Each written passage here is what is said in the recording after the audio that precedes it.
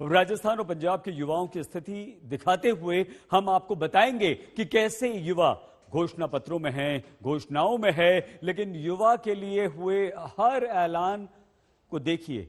यह ऐलान जमीन पर नहीं पहुंच पाते। उससे पहले उत्तर प्रदेश में ही कैसे युवाओं से किए गए वादों को भुलाया गया, इसकी रिपोर्ट देखिए।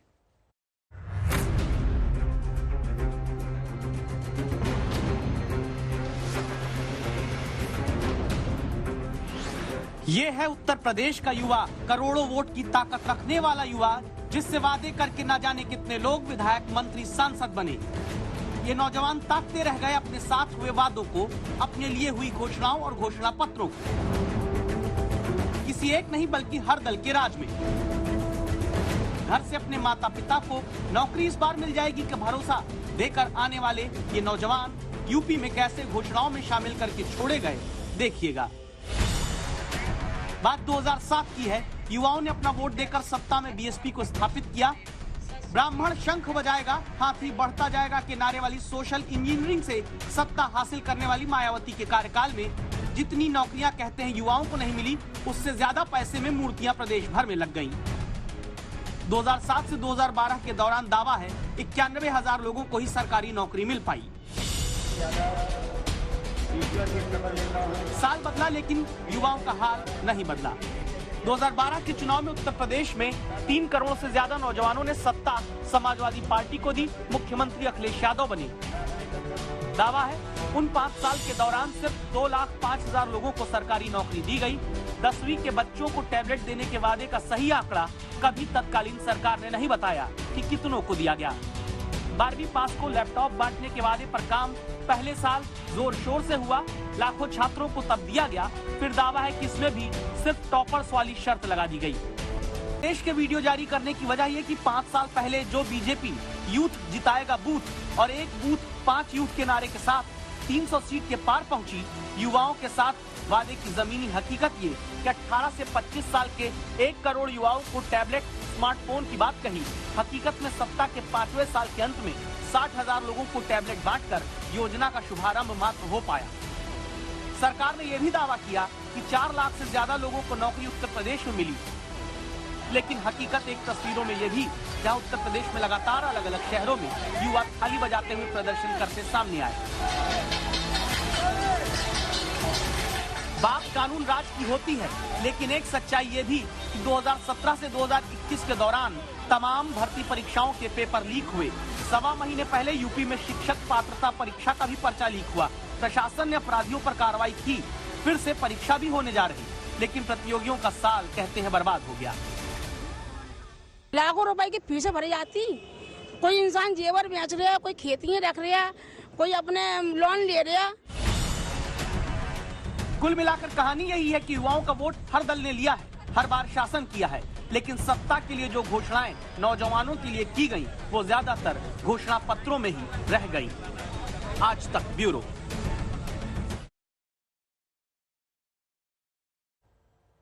चुनावी राज्य गोवा में आज एक बड़ी खबर की दस्तक हुई, जब गोवा के पूर्व मुख्यमंत्री और देश के पूर्व रक्षा मंत्री दिवंगत मनोहर पर्रिकर के बेटे ने अपनी ही पार्टी से बगावत कर दी।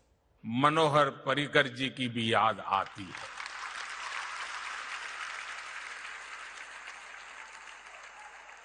उन्होंने न केवल गोवा को विकास की नई ऊंचाई तक पहुंचाया, बल्कि गोवा की क्षमता का भी विस्तार किया। गोवा के लोग कितने ईमानदार होते हैं, कितने प्रतिभावान और मेहनती होते हैं। देश गोवा के चरित्र को मनोहर जी के भीतर देखता था। 2013 में मतभेदों से जूझती बीजेपी में मनोहर पर्रिकर पहले वरिष्ठ नेता थे, जिन्होंने खुलकर नरेंद्र मोदी को बीजेपी का पीएम कैंडिडेट बनाने की मांग की। इसीलिए प्रधानमंत्री नरेंद्र मोदी और मनोहर पर्रिकर के बीच निजी रिश्तों को देखते हुए किसी ने सपने में भी नहीं सोचा था कि मनोहर पर्रिकर के बेटे बीजेपी से टिकट न मिलने पर पार्टी छोड़ देंगे।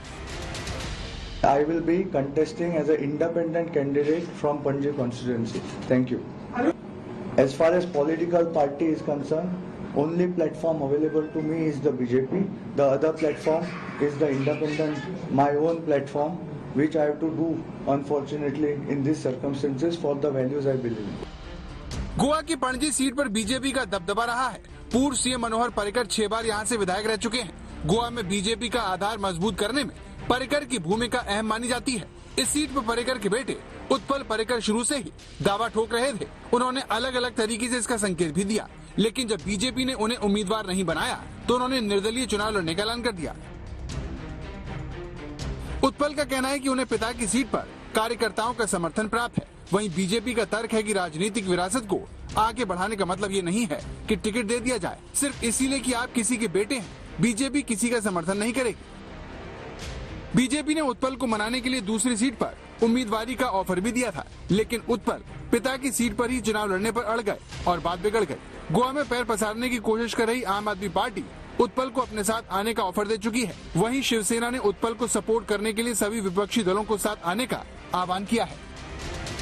जिस व्यक्ति ने, जिस नेता ने गोवा में बीजेपी को ताकत देने में, खड़ा करने में अपनी पूरी जीवन बिता दिया, जिस मनोहर पर्रिकर ने अपने कैरेक्टर से गोवा के नहीं जो देश के भाजपा को एक कैरेक्टर दिया, उनका सम्मान रहना चाहिए। बीजेपी उत्पल को टिकट न देने पर जो भी दलील दे, लेकिन जानकारों का कहना है कि इसके पीछे सबसे बड़ी वजह मौजूदा विधायक की मजबूत दावेदारी है। पणजी से वर्तमान विधायक अतनासियो ने पर्रिकर के निधन के बावजूद 2019 के उपचुनाव में कांग्रेस के लिए सीट निकाली थी। अतनासियो ने उपचुनाव में बीजेपी के उम्मीदवार को हराया था। बाद में वो बीजेपी में शामिल हो गए, इसीलिए बीजेपी ने उत्पल से दूसरी सीट से चुनाव लड़ने की पेशकश की, जिसे उत्पल ने इनकार कर दिया और वो बागी हो गए। मुस्तफा शेख, मुंबई, आज तक। अब लौटकर वापस उसी सवाल पर आते हैं जो हमने आपके सामने अपनी पहली रिपोर्ट के अंत में रखा था।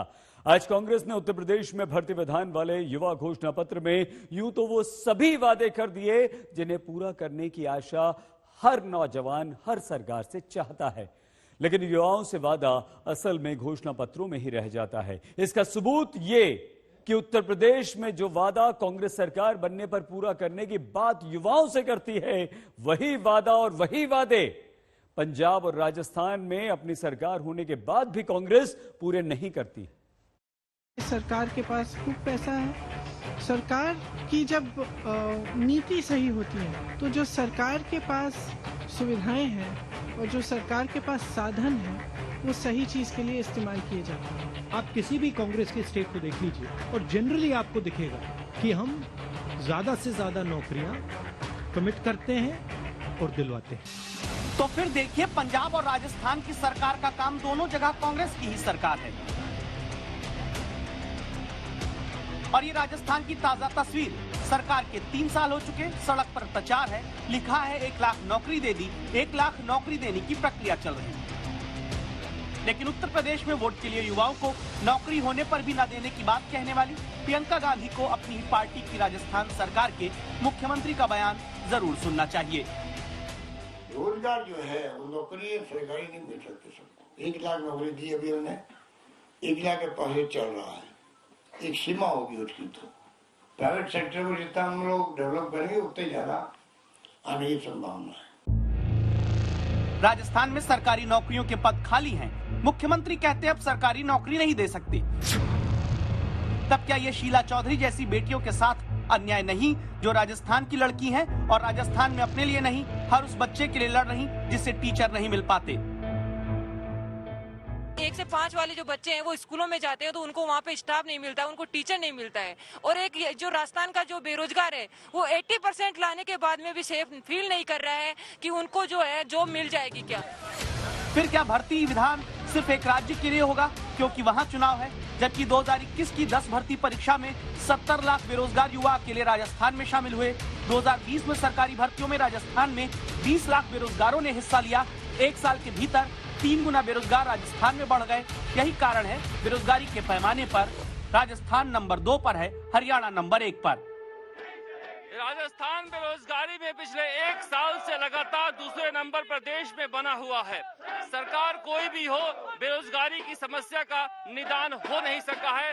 हर सरकार वादे करती है, जो विपक्ष में रहते हैं वो इनके साथ होते हैं, जैसे वो सत्ता में आ जाते हैं बेरोजगारों को भुला दिया जाता है। लगातार पिछले 3 साल से प्रदर्शन बेरोजगार कर रहे हैं, मगर अभी तक सारे खाली पद नहीं भरे गए हैं और अब सरकार कह रही है कि हम सारे बेरोजगारों को नौकरी दे नहीं सकते। वादा तो बेरोजगारी भत्ते का भी करके राजस्थान में सरकार आई, लेकिन क्या हुआ? सत्ता में 3 साल पूरे कर चुकी राजस्थान सरकार का ये रोजगार कार्यालय है खिड़की बेरोजगारी भत्ता देने वाली। सामने विष्णु शर्मा खड़े हैं, M.Com पास हैं, नौकरी मिल जानी थी, 2 साल बाद भी न नौकरी मिली न बेरोजगारी भत्ता। मैंने 2019 के अंदर फॉर्म भरा था, जिसका 2019 में अप्रूवल हो गया, वो वेरीफाई हो गया था, तो अप्रूवल अभी तक तो नहीं हुआ। अब अप्रूवल होने में ये साल भी लग जाए, 2 साल भी लग जाती हैं। क्या राजनीति में युवाओं के लिए क्रांति वाला घोषणा पत्र सब लाना चाहते हैं, लेकिन अपने शासन वाले राज्यों में नहीं, बल्कि जहां सरकार चाहिए वहां? ऐसा ही कानून तमाम मांग के बावजूद अब तक राजस्थान में नहीं बन पाया, जहां हालत ये कि राजस्थान में पेपर लीक ना हो तो फिर भर्ती कैसी?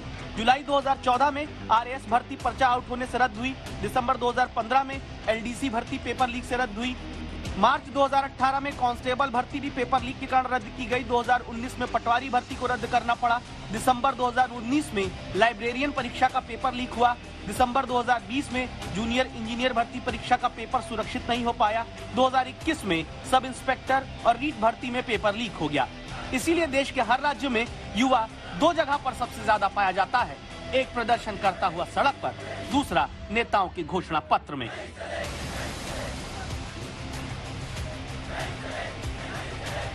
शरद कुमार, जयपुर, आज तक। इंडिया गेट पर पिछले 50 सालों से लगातार जल रही अमर जवान ज्योति का नेशनल वॉर मेमोरियल स्थित अमर जवान ज्योति में विलय कर दिया गया। अमर जवान ज्योति की स्थापना 1972 में तत्कालीन प्रधानमंत्री इंदिरा गांधी ने 1971 भारत पाकिस्तान युद्ध के शहीदों की स्मृति में की थी, लेकिन सरकार का यह कदम कांग्रेस समेत तमाम विपक्ष को पसंद नहीं आया।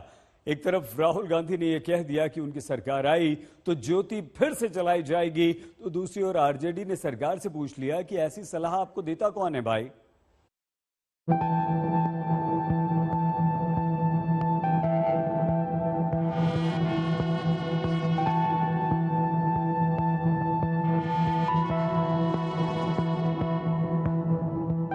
इंडिया गेट के नीचे बनी है अमर जवान ज्योति, जिसकी सबसे बड़ी खासियत इसकी लौ है, जो हर परिस्थिति और काल में अनवरत जलती रही।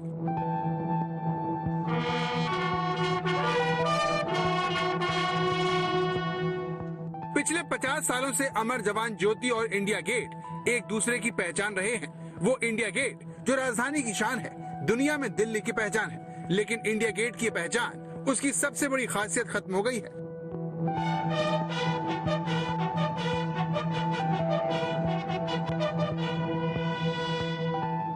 इंडिया गेट पर स्थापित अमर जवान ज्योति की मशाल की लौ को नेशनल वॉर मेमोरियल की लौ में मिला दिया गया।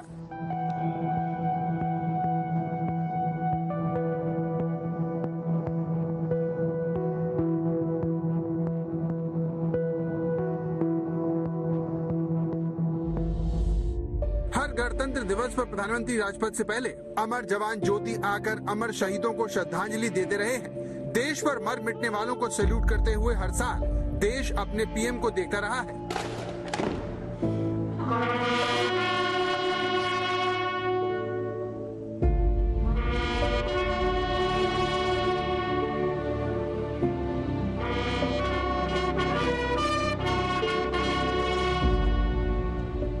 अमर जवान ज्योति के संगमरमर के चबूतरे के चारों कोनों पर 4 कलश हैं, जिनमें से एक की लौ हमेशा जलती रहती है।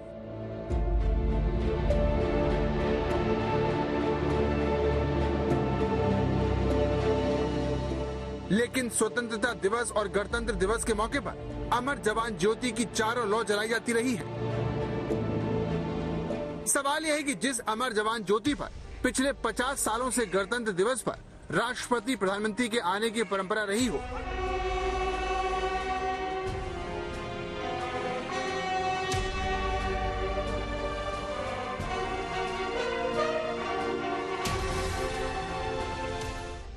जिस अमर जवान ज्योति पर भारत आने वाला हर विशिष्ट मेहमान शहीदों के सम्मान में सिर झुकाता रहा हो, उस अमर जवान ज्योति की मशाल की लौ को नेशनल वॉर मेमोरियल की लौ में क्यों मिला दिया गया?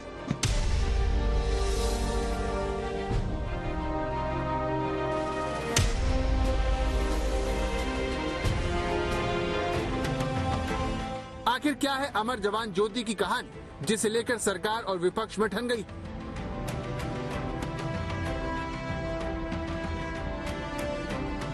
अमर जवान ज्योति में एक संगमरमर का चबूतरा है। ये चबूतरा 4.5 मीटर चौड़ा और 1.29 मीटर ऊंचा है। इस चबूतरे पर एक स्मारक बना है। इस स्मारक के चारों तरफ सुनहरे शब्दों में अमर जवान लिखा है। इसके शीर्षक पर एक L1A1 सेल्फ लोडिंग राइफल के बैरल पर एक अज्ञात शहीद सैनिक का हेलमेट लगा है और यहाँ लगातार 5 दशक से लौ जल रही थी। लेकिन इंडिया गेट की पहचान अब इतिहास बन गई है।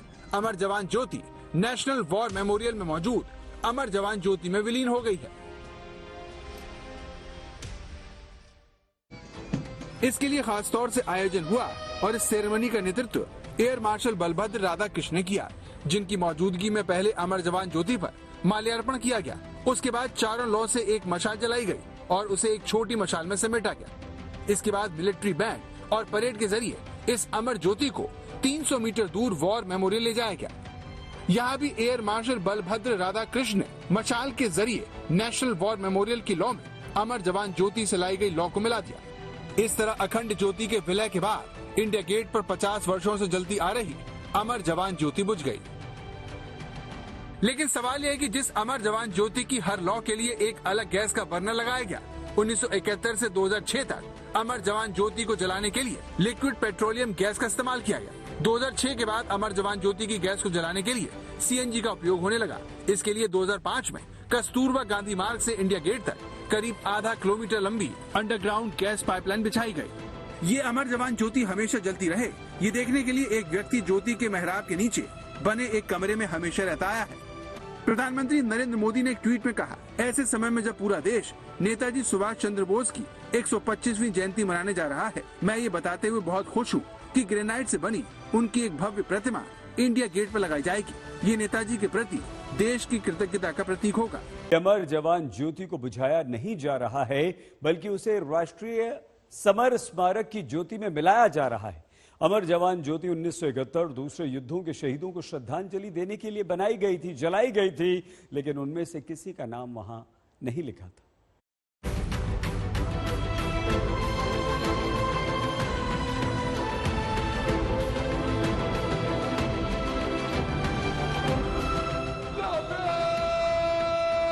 पिछले 50 सालों से इंडिया गेट पर अमर जवान ज्योति अघोषित वॉर मेमोरियल रहा है, जहां पर शहीदों को श्रद्धांजलि दिए जाने की परंपरा रही है। ऐसे में सवाल उठता है कि अमर जवान ज्योति की लौ को नेशनल वॉर मेमोरियल में क्यों मिला दिया गया।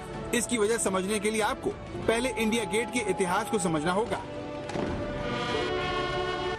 इंडिया गेट को एडविन लुटियंस ने डिजाइन किया था। इसकी आधारशिला 10 फरवरी 1921 को रखी गई थी, जो 10 साल में बनकर तैयार हुआ। 12 फरवरी 1931 को तत्कालीन वायसराय लॉर्ड इरविन ने इंडिया गेट का उद्घाटन किया। इसे ब्रिटिश सरकार ने 1914 से 1921 के बीच जान गंवाने वाले ब्रिटिश भारतीय सेना के सैनिकों की याद में बनाया।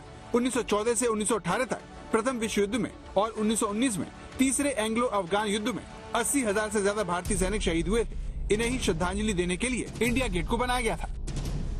1971 में भले ही बांग्लादेश वॉर में शहीद हुए सैनिकों की याद में अमर जवान ज्योति जलाने की परंपरा शुरू हुई हो, लेकिन इंडिया गेट पर इस युद्ध में शहीदों के नाम अंकित नहीं थे। It has the names of World War I and the Afghan war soldiers, and they need to be respected as much. But now that the new war memorial has come up, I think it's appropriate that we have ceremonies at that place. अगर बात national war memorial की करें तो यहाँ पर 26,000 से ज्यादा शहीदों के नाम अंकित हैं, जिसमें 1971 के युद्ध में सर्वोच्च बलिदान देने वाले शूरवीर भी शामिल हैं। नेशनल वॉर मेमोरियल का 2 साल पहले 25 फरवरी को पीएम नरेंद्र मोदी ने उद्घाटन किया था। नेशनल वॉर मेमोरियल को स्वतंत्र भारत में देश के लिए अपनी जान गंवाने वाले सैनिकों की याद में बनाया गया है। ये वॉर मेमोरियल इंडिया गेट से करीब 400 मीटर की दूरी पर 40 एकड़ में फैला हुआ है। यहाँ पर आजादी के बाद देश के लिए मर मिटने वाले शहीदों के नाम पूरे सम्मान के साथ अंकित है।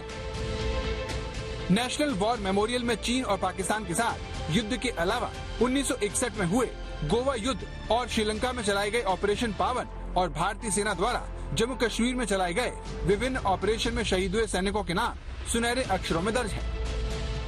इसीलिए पूर्व सैनिकों का एक बड़ा वर्ग नेशनल वॉर मेमोरियल में अमर जवान ज्योति के विलय को गलत नहीं मानता। डेजिग्नेटेड प्लेस बना दी है, जो कि ठीक भी है। National war memorial is the right place. और अब जो वहाँ की जो फ्लेम है अमर जवान ज्योति की, उसको एक मर्ज किया जा रहा है, यानी कि अब से एक किस्म से वो होगा कि हर एक के लिए ये डेजिग्नेटेड प्लेस बना दी गई है। तो मेरी तरफ से, मेरी समझ से ये एक बहुत बिफिटिंग चीज है। आप एक देश में एक ही जगह में दो जगह पे ऐसी फ्लेम नहीं कर सकते हो, जो कि एक तो अंग्रेजों के टाइम पे बनाए हुए वो एक हरिडली बनाई थी। कोई डिसरिस्पेक्ट नहीं है। इनफैक्ट आप दो या तीन जगह पे ऐसे रीथलिंग नहीं कर सकते हो, क्योंकि एक ही जगह पे जहां पे भारतीय सेना के सोल्जर्स के नाम लिखे हुए हैं, I think that is the only place which deserves all the attention and respect for rethinking. National War Memorial is the only place where the soldiers have to be honored and एक ही जगह है। इसके लिए कोई दो जगह नहीं हो सकती है। वो दूसरी बात है कि इसका इतिहास जो है वो मैं उसके बारे में बात कर चुका हूँ। सरकार का ये तर्क है कि वो अमर जवान ज्योति का नेशनल वॉर मेमोरियल में विलय करके शहीदों के हक में काम कर रही है, क्योंकि वहाँ पर अंकित नाम सिर्फ उनके थे जिन्होंने प्रथम विश्व युद्ध में अंग्रेजों के लिए लड़ाई लड़ी, जो औपनिवेशिक अतीत का प्रतीक था। इसीलिए ऐसा करना जरूरी था। हिमांशु मिश्रा, दिल्ली, आज तक।